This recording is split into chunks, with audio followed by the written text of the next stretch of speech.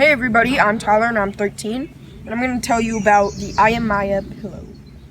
So, a few things about this I really love is the valve.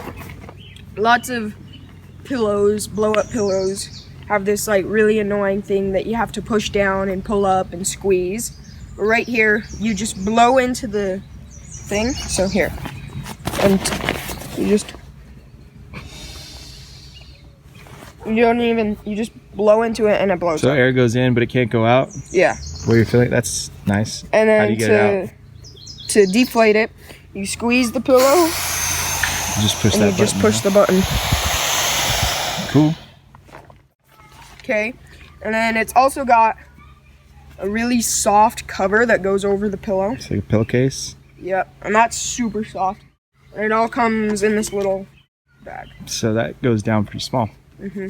Very cool. You've been using this in your hammock?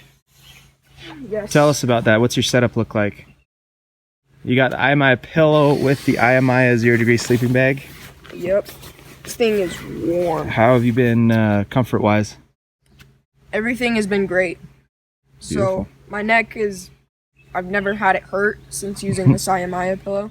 Before, on different camping trips, and I would use different pillows.